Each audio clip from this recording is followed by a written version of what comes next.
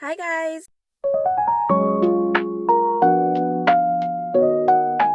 My name is Heather and I am a small business owner. I own a small crafts business called HD Crafts Co.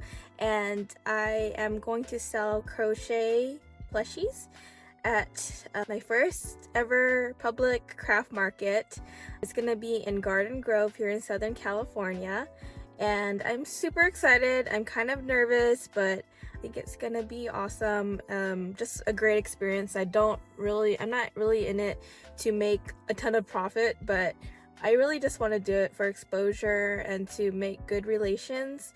To be honest, when I started in crocheting back in January, like literally like a few months ago, I've been crocheting ever since. But ever since I joined the crochet community, they've been so supportive, and I'm very blessed to have found them.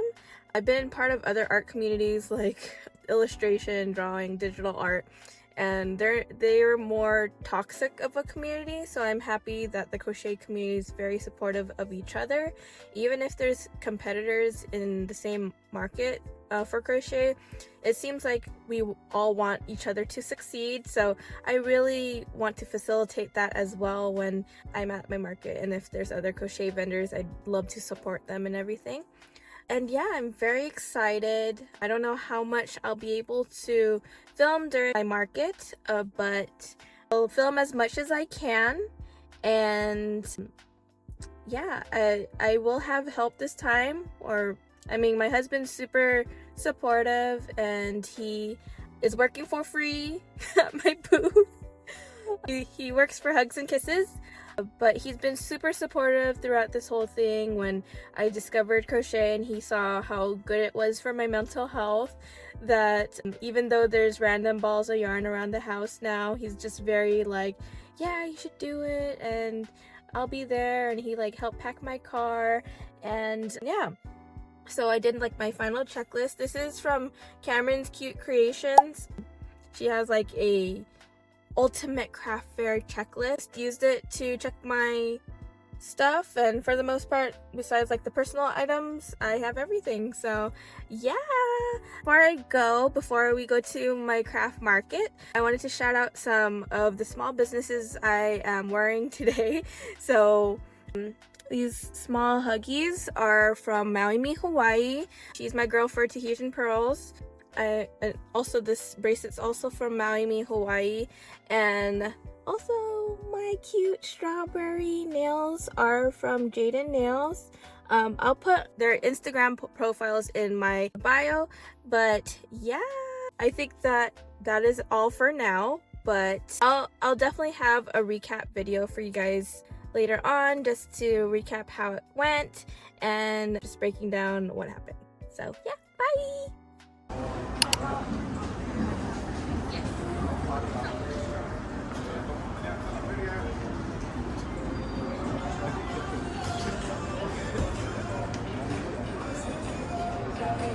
But you shouldn't.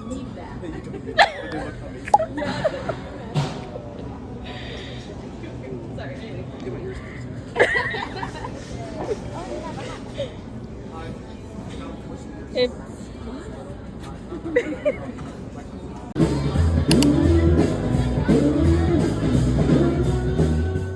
Hi guys! So it is a few days after my first craft market, and I am happy to report that it went really well. A lot of my friends and family came to support as well, so it was nice to have that kind of thing to have, because it's like I don't have to take it too seriously. I could have fun with it. I'm laughing, I'm smiling, and I think it really helped with the overall vibe. So I just wanted to pop in here to give some tips and tricks if it's your first market, and just my key takeaways, and also just some fun stuff at the end. And if you haven't already, go ahead and subscribe to this channel. This is my first YouTube video, and I hope to make more with crochet content, just tips and tricks and what I'm working on. And my nieces even want tutorials, and I'm still very new to crocheting, so I don't know how that's gonna happen, but maybe there will be in the future, who knows. So first, I just wanted to give some tips and tricks. And the first tip is to have a mock setup. So I'll put somewhere on the screen, maybe right here, on my mock setup, and I basically set a 6-foot by 5-foot space in our spare guest room at our house. And that mock setup basically had what my table would look like. I did this a week before, so don't do it the day before. Try to do it as soon as you can to just set up. Since I had a small space, I wanted to make sure that everything would fit. And since I had a small space, that means that I would have to have more of a vertical setup.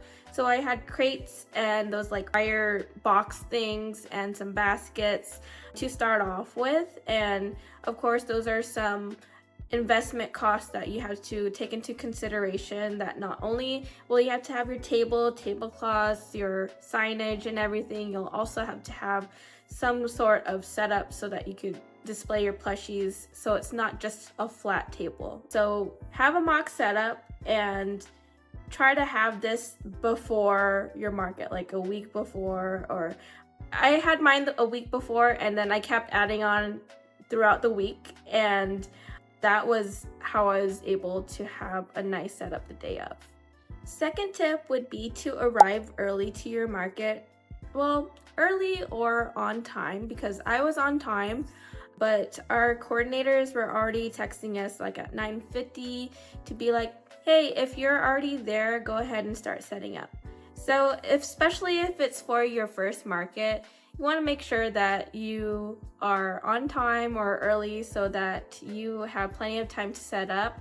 The earlier that you set up, the less stress you'll be, and also you might be able to start vending early if the coordinators allow it. Third tip would be to have your branding. So on my table, I had my business cards that link to my Instagram, and that is how they'll find me. Even if they didn't want to purchase something from me right then and there, I told them, hey, if you follow me on Instagram, I will probably be able to do something custom for you. I can answer any questions for you. So having that line of communication will keep them coming back and they'll remember you. And yeah, even on my bags, so I had stickers that had my brand on them. I had a care card that went with all the plushies that had my Etsy and my Instagram on it. So I also had little freebies for my customers that had my business card, a free sticker, and a piece of candy.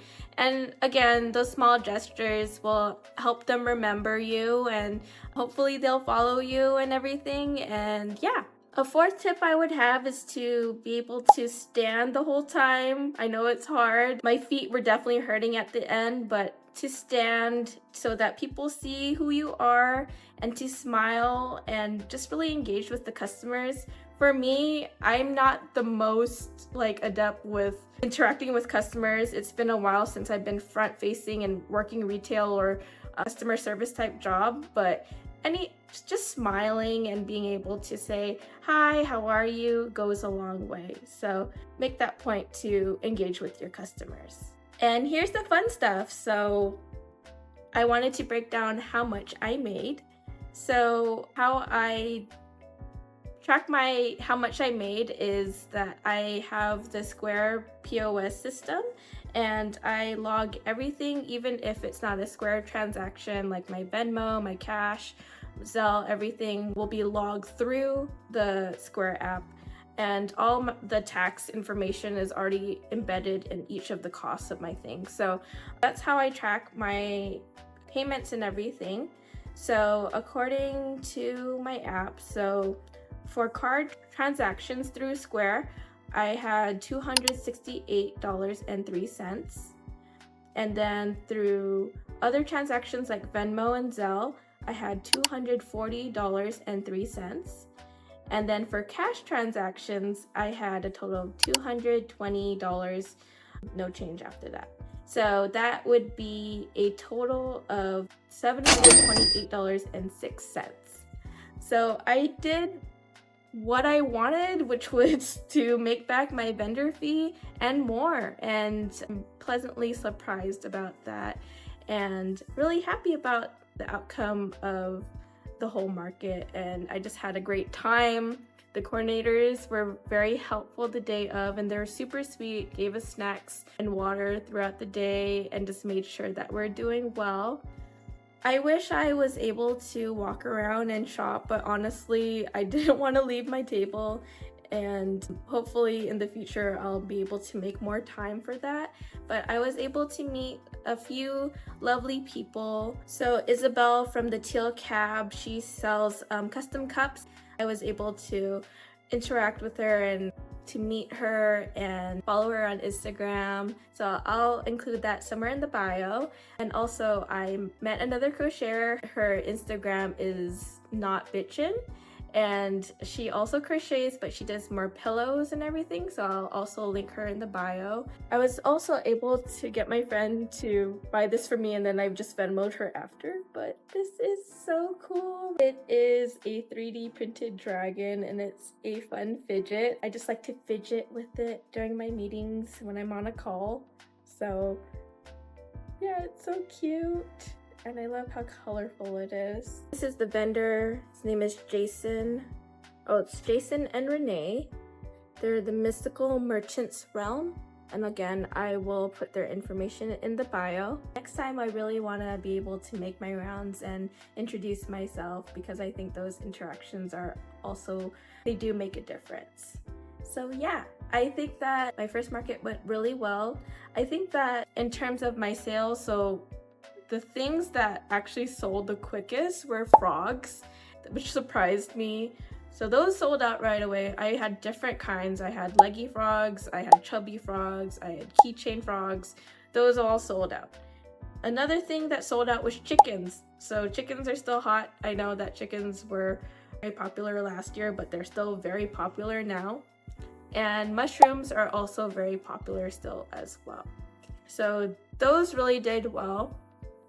I'm definitely gonna make more keychains next time. I didn't realize how popular keychains were. I made several keychains the night before, just wanting to fill up my display, and they ended up all selling out. I wanted to show a before and after of what my table looked like before. So here's the before.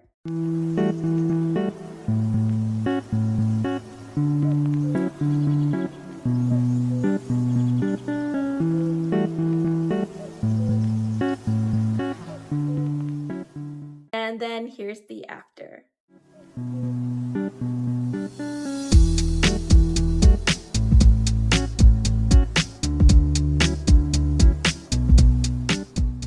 So even after that video, some of my friends and my family wanted to buy more of that stuff that was still left over. So I'm pretty much at zero inventory now, and I'm so happy about that. But that also means that I'll have to restock now, and I won't be able to do another market probably in another couple months, just because I have a 9-to-5 and I'm not able to replenish my stock right away. But I am so excited for the next one, and go ahead and subscribe and like this video if you like this content. And yeah, I'll see you next time. Bye!